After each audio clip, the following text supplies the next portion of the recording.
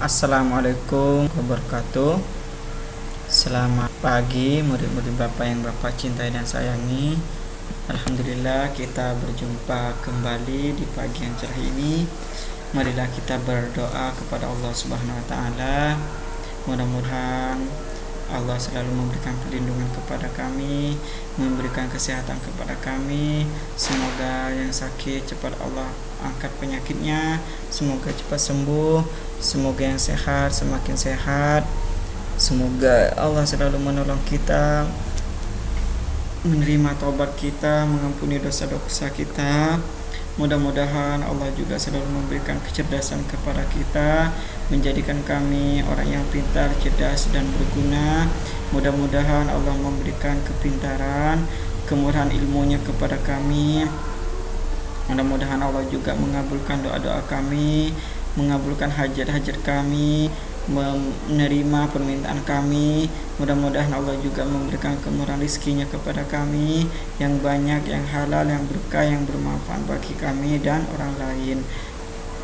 Baik murid Bapak, untuk hari ini kita sudah memasuki subtema 2 pelajaran 4 ya. Kita sudah masuk pembelajaran 4. Nah, kekayaan Indonesia, halaman 135 ya.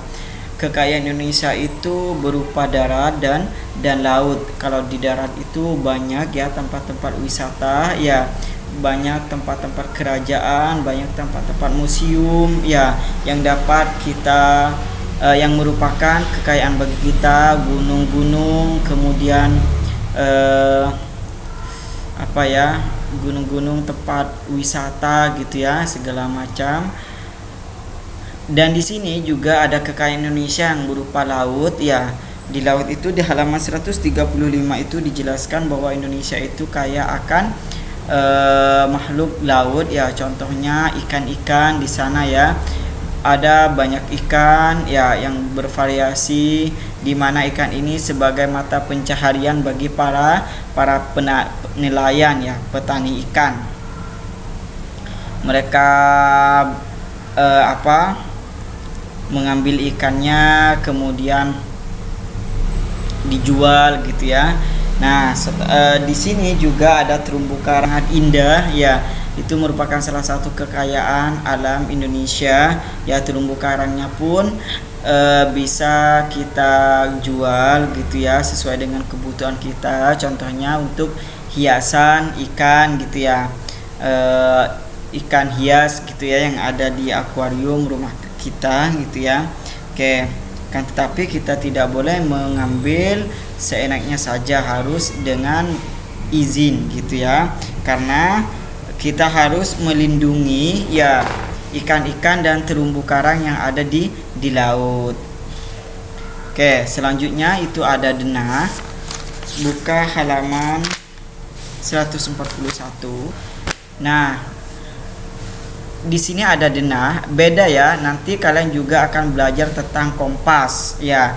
Kalau ini masih denah ya, beda. Kalau kemarin rambu lalu lintas, setelah itu sekarang denah. Nanti kalian akan belajar tentang kompas, beda lagi. Ini denah dulu ya, denah. Kalau yang yang ini tandanya, apakah yang ini ke atas? Tidak ya, tidak, ini bukan tanda ke atas. Ini tandanya lurus ya, lurus ya. Rumah Sakit Damai Sejahtera itu lurus ya, berarti lurus ke sana gitu ya. Kemudian pasar ikan berarti sebelah kanan ya, kalian ke kanan. Kalau taman kota kalian harus jalan ke kiri gitu. Itu adalah denah. Ini biasa kalian temui ya di jalan-jalan raya ya, tidak usah ke tol ya. Di jalan-jalan raya Jakarta pun banyak ya. Di depan saja pun di Jalan Al-Mansur, di Jalan Kiai Mansur itu banyak yang seperti ini. Belok kiri Stasiun Duri gitu ya, lurus Pasar Pagi, kemudian putar balik itu putar balik itu Roxy Sumama, seperti itu ya. Nah, Ini tandanya ini merupakan denah ya, denah arah gitu ya.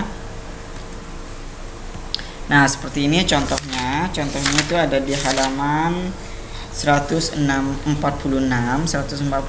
itu. Nah, di sini ada denah ya. Kemudian seumpama kalian ada di sini mau ke masjid, berarti kalau ke masjid itu kalian harus lurus gitu ya, lurus ke sana ya. Kemudian seumpama ke pura itu belok kiri, belok kanan. Jadi kalian harus belok kanan gitu ya, karena pura ada di sana gitu ya.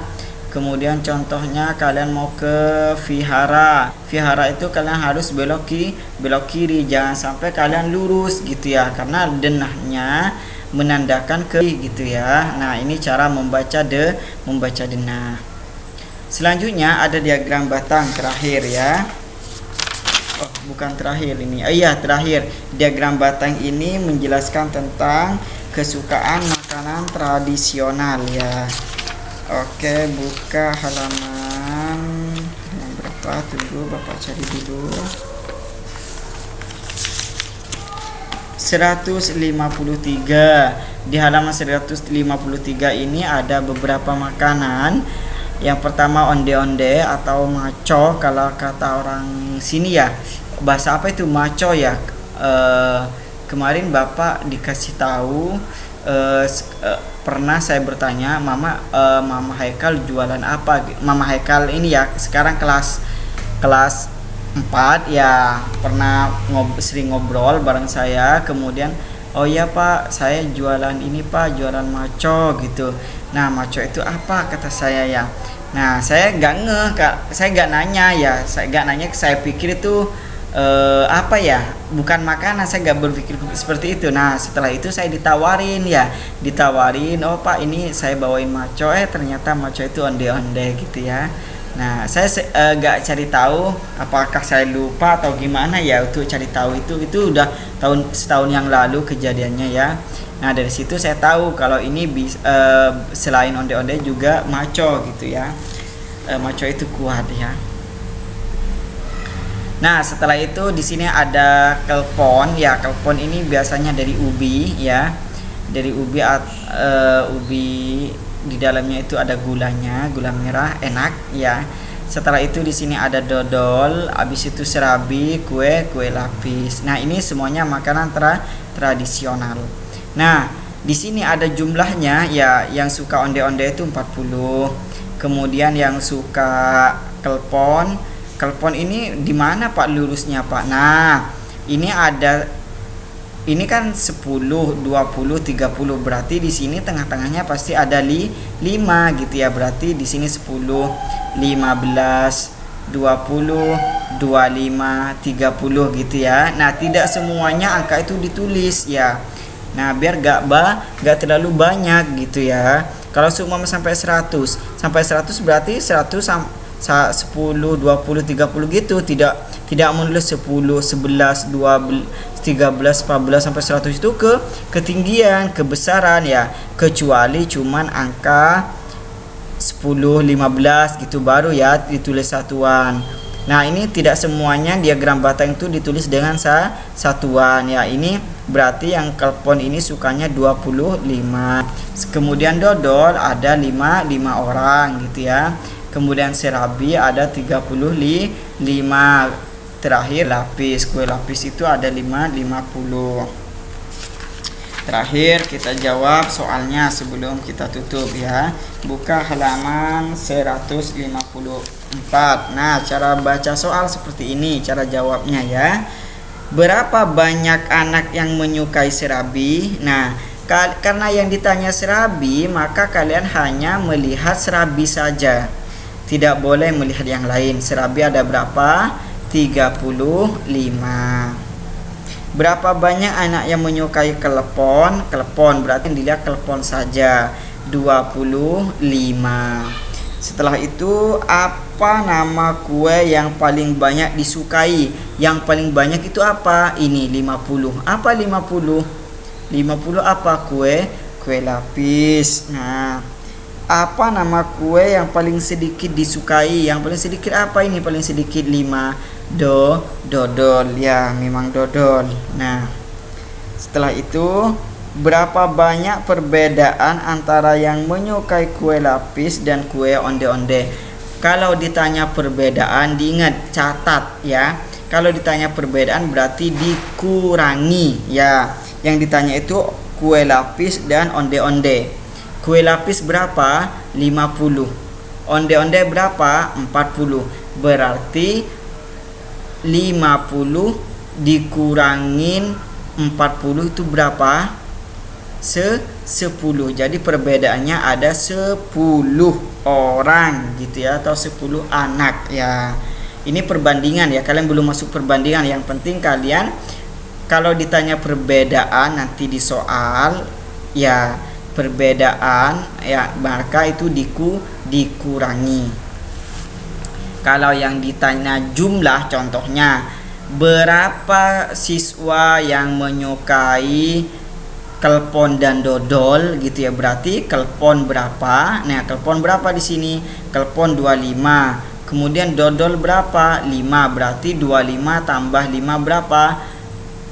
30. Seperti itu ya. Kalau ditanya jumlah berarti ditambahkan, kalau ditanya perbedaan berarti dikurangi. Nah, seperti itu ya. Itu saja pembahasannya, kalian catat yang penting ya, terutama jawaban soal ini ya, kalian pahami betul ya apa yang sudah Bapak jelaskan. Terima kasih atas perhatiannya. Bapak ucapkan wassalamualaikum warahmatullahi